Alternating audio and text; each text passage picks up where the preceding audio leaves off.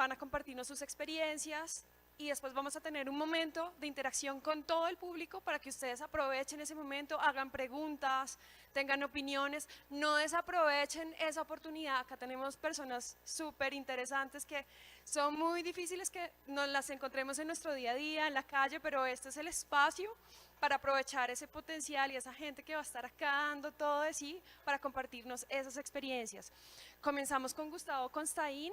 Él es cofundador de la Fundación Gen Innovación, ingeniero de sistemas, especialista en pedagogía para el aprendizaje autónomo, magíster internacional de educación y TIC, docente investigador universitario, consultor empresarial en emprendimiento y liderazgo. Gustavo, bienvenido. Somos todos oídos. Muchas gracias. Buenos días para todos. Bueno, efectivamente, muchas gracias por la presentación. Por favor, la presentación. Digamos, yo tengo un híbrido bastante extraño. Muchas gracias. Soy docente universitario y siempre que cuento cómo ha sido mi formación, lo digo de la siguiente manera. Yo soy ingeniero de sistemas por convicción. Toda mi vida quise ser ingeniero de sistemas. Cuando por accidente entré a ser docente, no estaba, digamos, en mis sueños llegar a la actividad docente, pero cuando empecé a ejercerla, me dijeron o estudias algo de pedagogía o no puedes ser docente universitario.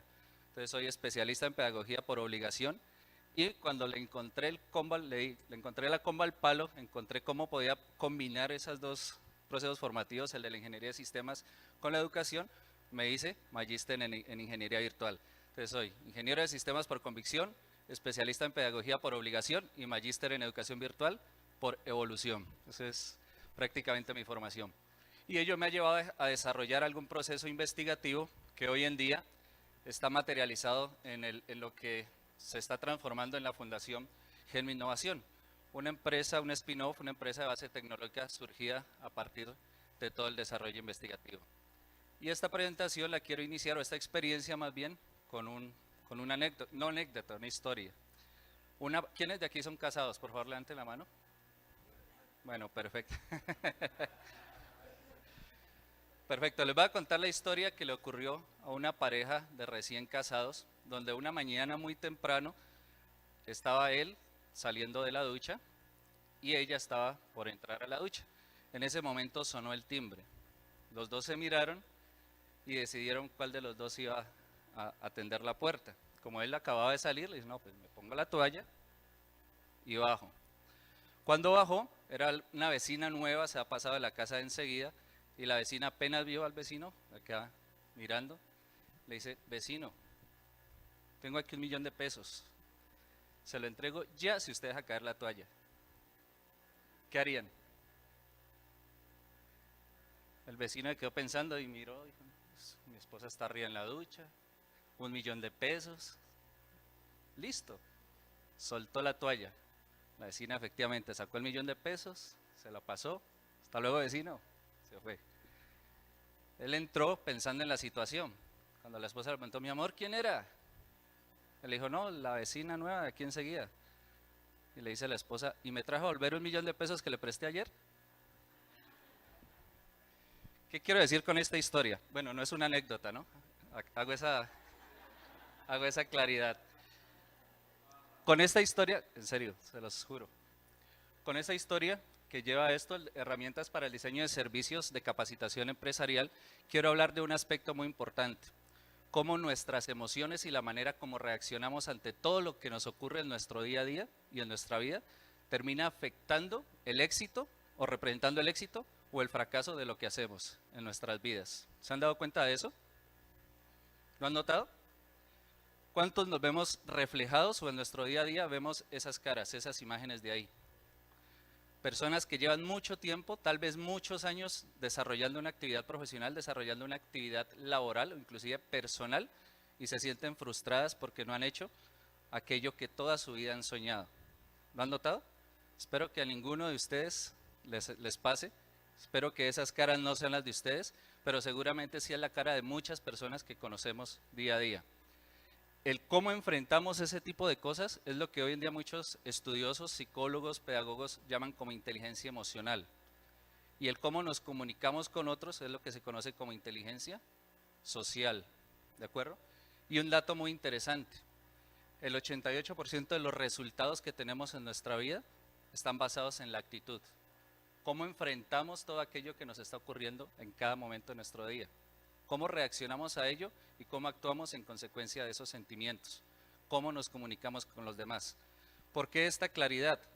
Porque dentro del grupo de investigación en el que estoy y dentro de mi actividad también un poco pedagógica, un poco de inquietud hacia ese tipo de aspectos, siendo ingeniero, llegamos a encontrar y tuvimos contacto con una empresa en la ciudad de Cali. Yo vengo de la ciudad de Popayán, al sur del país, pero tuvimos contacto con una empresa privada de formación por competencias en la ciudad de Cali. Y ellos estaban trabajando también muy interesados en ese tipo de aspectos. Y ellos, basándose en otras investigaciones, en otros estudios, han encontrado 4 factores que determinan cómo reaccionamos. 4 factores que determinan cómo está nuestra inteligencia emocional y especialmente nuestra inteligencia social, cómo nos afecta a todos. El primer aspecto, lo que estamos leyendo. Saben ustedes que el colombiano promedio, pues aquí hay personas de otros países, les voy a contar ese dato. El colombiano promedio leemos menos de un libro al año. Las últimas estadísticas hablan de 1.3 libros al año. O sea, a duras penas terminamos de leer un libro que empezamos el 1 de enero, llega el 31 de diciembre y no hemos terminado el libro. O si acaso hemos leído uno y hemos empezado otro. Estoy hablando de literatura no académica, ¿no? Digamos que cuando estamos estudiando tenemos cierta necesidad de leer, pero fuera de esa literatura no se consume. Y por si fuera poco, lo que más se consume es revistas de farándula, basura. Y es lo que más se vende, pregunten en los puestos de revistas. Segundo factor, lo que vemos. ¿Qué es lo que más se consume en materia de televisión? Novelas, realities. Eso también es lo que está, ya.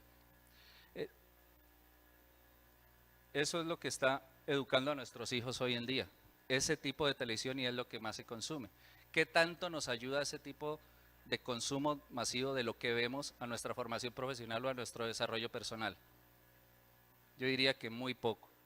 Tercer factor, lo que escuchamos. ¿Qué es lo que más se escucha en materia de música hoy en día? Exacto. Y este es el modelo de éxito, de persona exitosa que están viendo nuestros hijos y que estamos consumiendo. No tengo nada en contra de los reggaetoneros, pero ¿han notado las bellezas, las obras maestras que construyen y que componen? Es impresionante, ¿no? Y todo eso se va quedando en nuestro cerebro. Cuarto factor, ¿con quién nos estamos relacionando? Aquí parto de un estudio que dice que analicen cada uno de ustedes las 5 personas más cercanas, diferentes de su familia. ¿Quién es su círculo de amistades? Piensen en 5 personas. Dicen las estadísticas que de cada 5 personas, entre las 5 personas más cercanas a nosotros, hay una que está influyendo en materia negativa en nosotros. Si usted hace análisis y no encuentra quién es la persona negativa, es porque usted es el negativo. Entonces, analicémoslo bien. Muy bien. La solución existente de esta empresa y que empezamos a trabajar con ellos. Empezamos a trabajar sobre esos 4 factores en el desarrollo de qué habilidades debería tener una persona para poder tener o desarrollar de forma adecuada su inteligencia emocional, su inteligencia social, y pensando en el éxito de esa persona a futuro, independiente de cuál sea su formación disciplinar, si llega a tenerla, la inteligencia financiera. ¿Cómo se venía trabajando? Y fue parte del diagnóstico y del contexto que encontramos. Se venía trabajando bajo un proceso educativo que fue muy interesante. No sé cuántos de ustedes conocen el concepto de coaching. ¿Lo conocen? ¿Lo han escuchado? ¿Quiénes lo han escuchado? Y de los que han escuchado el concepto, ¿quiénes saben qué hace el coaching? Bueno, muy bien. Para los que no conocen el concepto, el coaching es valga la redundancia, un concepto extraído de los deportes. ¿Han escuchado el coach, el entrenador? El coach a nivel deportivo no necesariamente le enseña o no le enseña al deportista cómo hacerlo. Zidane no le enseña a James o a Cristiano Ronaldo cómo jugar fútbol. Eso es una habilidad que ellos ya traen. Pero el coach, el entrenador, sí sabe cómo sacar el máximo provecho a esas habilidades. Dicen las estadísticas también, estudios estadísticos, que de cada 300 personas que podemos reunirnos, cada uno de nosotros tiene una habilidad que nos va a diferenciar de los otros 299. ¿Saben ustedes cuál es esa habilidad? ¿Ya la descubrieron? Si no, entonces todavía hay mucho por conocernos. Y ese justamente es una de las habilidades de la inteligencia emocional, el autoconocimiento. Bueno, muy bien. Esta compañía y con ellos empezamos a conocer en contexto cómo se desarrollaba el proceso formativo. Y ellos lo venían trabajando bajo un modelo muy elemental, básico, de formación presencial, dando algunos talleres de oratoria, una serie de literatura muy enfocada que deberían ahorrar cada una de las personas que llegaban a ellos, y unas conferencias dirigidas tanto de manera individual como a grupos. Pero había una necesidad muy marcada para esta compañía. Ellos nos decían, estamos desarrollando, bueno, esta compañía tenía un modelo, dentro del modelo coaching, quien enseña, el caso del docente, se denomina como coach, y quien aprende no es estudiante sino coachee, son solamente terminología para dar claridad. Bajo ese modelo de coaching, las personas tenían que leer 12 libros, y aquí venía el primer reto para quien decidía transformar su vida y transformar su realidad. Estamos hablando de estadísticas donde el colombiano promedio lee leemos 1.3 libros al año. Y pasar de leer 1.3 libros al año a pasar a leer 12 libros era un reto bastante grande, bastante interesante. Y más cuando, me adelanto un poco, dentro del diagnóstico que hicimos encontramos realidades como la persona que quería superar sus dificultades personales y laborales, personas que a duras penas sabían leer, y fue un caso muy marcante que nos ayudó mucho. Una persona que había sido celador toda su vida, decía a duras penas aprendió a leer, pero quería superarse, quería cambiar la realidad personal y la de su familia, y decidió hacer el esfuerzo de no leer absolutamente nada en todo el año a querer leer 12 libros. Empezamos a sugerir, o se sugería dentro del modelo 12 películas, tratando de cambiar la mentalidad de las personas. Estamos cambiando el segundo factor, ¿qué estamos viendo? Y una colección de canciones también de tipo para trabajar y atacar más el componente motivacional que debemos tener. Recuerden, la inteligencia emocional. Pero sin embargo en ese modelo encontramos algunas necesidades que debíamos cambiar, unos con parte del contexto. Uno era un modelo netamente presencial, todo el proceso formativo se manejaba desde la ciudad de Cali, pero el crecimiento en cuanto a quienes llegaban a querer formarse eran personas de diferentes lugares del departamento del Cauca, del departamento del Nariño, del departamento del Huila.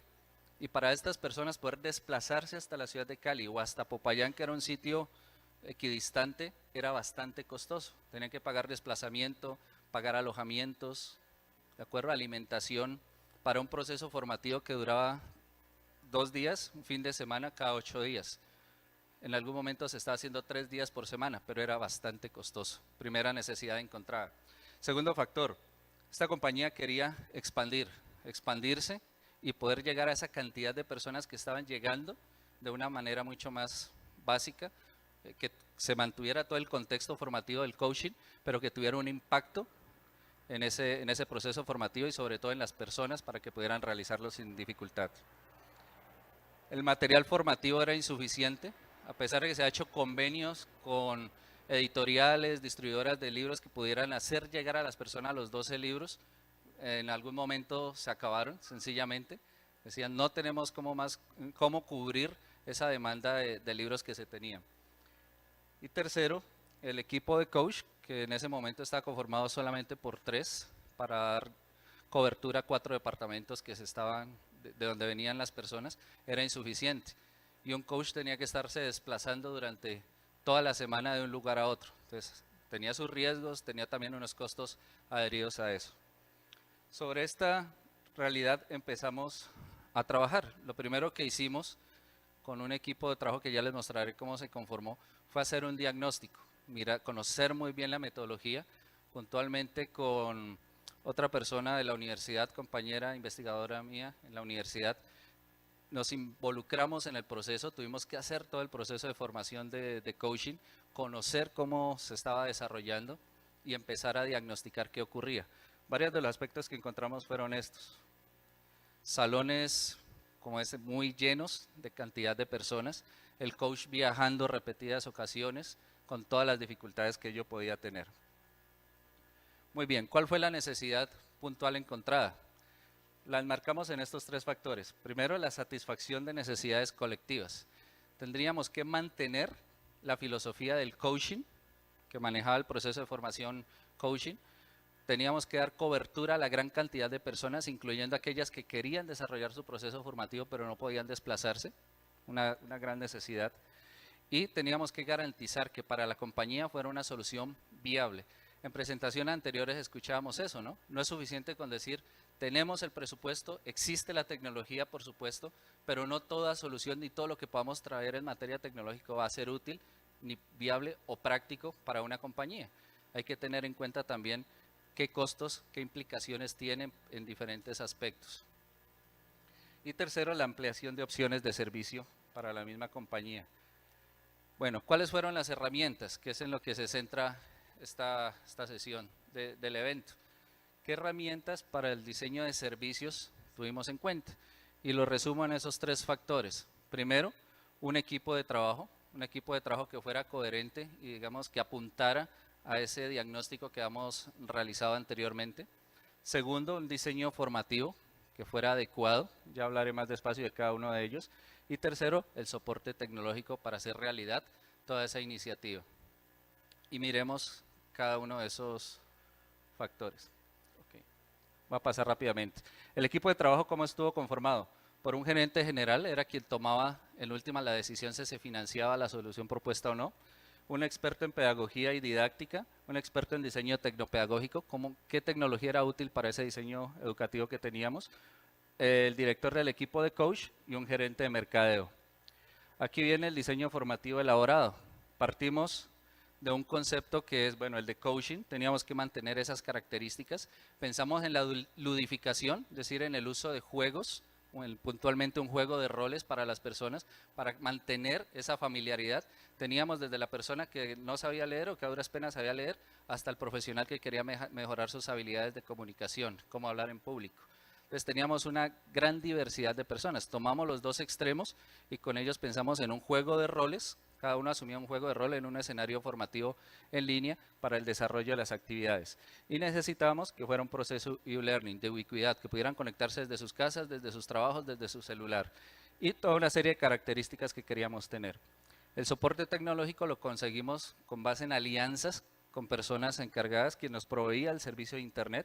Hicimos todo el diseño de la plataforma educativa sobre Moodle, le llamamos SET, Sistema Educativo Transformacional, y herramientas de comunicación, teleconferencia y YouTube, que ya les voy a mostrar para qué fue útil en nuestro caso.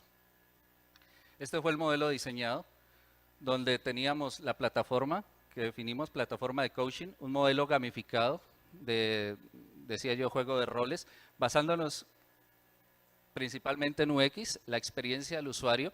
Fuimos haciendo varias mediciones en cómo se sentían ellos, cuál era el comportamiento y algo importante, todos aprendemos de manera diferente. Entonces hacíamos un diagnóstico, identificábamos cuáles eran las preferencias de aprendizaje de cada persona y sobre ellas les dábamos las diferentes alternativas para que escogieran material acorde a su proceso formativo, digamos, con el que se sintieran más cómodos y lo pudieran desarrollar. Y para ello trabajamos también en varias iteraciones de la interfaz de usuario. Y la mediación educativa que la hacíamos con YCQ, teleconferencia, y YouTube para que ellos evidenciaran el producto de su aprendizaje. Se dividió el material en fases, 3 módulos, cada uno trabajando primero inteligencia emocional, segundo inteligencia social, tercero inteligencia financiera, y creamos todo el entorno que le llamamos Coaching y Learning. Estos son los resultados, una interfaz de usuario bastante básica, bastante elemental, donde todo estaba basado en iconos muy intuitivos, donde ellos podían fácilmente identificar qué iban a encontrar, dónde estaba su material, dónde estaba la guía de lo que deberían desarrollar, cómo podían subir su evidencia de aprendizaje. Básicamente era, desarrollaban su proceso educativo durante la semana y ellos tenían que evidenciar su aprendizaje y su nivel de avance desarrollando una conferencia como esta, que empezaba en una experiencia de 2 minutos, 3 minutos máximo, donde hacían su presentación personal y sobre ella evidenciábamos qué tanto habían leído, qué tanto habían apropiado los temas y tenían la posibilidad de hacer un acompañamiento en línea, face to face, a través de la herramienta de teleconferencia con su coach. Y lo desarrollamos también a través de entornos móviles, herramientas móviles. Esta es una de las personas que lo hizo. Quiero, aunque ya me pasé el tiempo, quiero que veamos 10 segundos de esa presentación, por favor. Si carga un segundo. Una persona, bueno, la anterior, vamos a ver si se alcanza a ver. Solamente me quedan 2 láminas, esta y la que sigue. Para que miremos en 10 segundos una persona que nunca se ha enfrentado al público, que tenía sí un proceso educativo, digamos, hasta estaba cerca del nivel profesional, pero sentía pánico, realmente pánico, el pararse en público. Después de este ejercicio, que fue el primero que ella elaboró, ya después de una serie de entrenamientos, ya estaba grabando su discurso. Fue interesante porque ella, bueno, al verme un poco, no lo vamos a ver ya, entonces después lo comparto con ustedes. Perdió el miedo escénico y llegó a hacer conferencias hasta de 15, 20 minutos dentro del desarrollo de su proceso. Fue algo interesante. ¿Qué estamos desarrollando actualmente? Bueno, con la Fundación GEM Innovación estamos desarrollando procesos de fomento a la investigación, fomento a la innovación, y el desarrollo de iniciativas como la que les acabo de presentar nos ha permitido tener una serie de alianzas con, perdón, me voy a volver un segundo, con una serie de instituciones. Para el caso de la experiencia en el Cauca es Innovación Cauca, que reúne todas las universidades de la región y empresas del sector TIC en el desarrollo conjunto de iniciativas de proyectos. Eso ha sido para nosotros muy enriquecedor. Alianzas con empresas de base tecnológica como Cacumen Digital y alianzas actualmente con algunos otros grupos de investigación de universidades como el Politécnico de Madrid, la Universidad Portucalense en Porto y la de Veracruz en México, con quienes estamos próximos a formular proyectos relacionados. Muchas gracias a todos por su atención. Muy amables.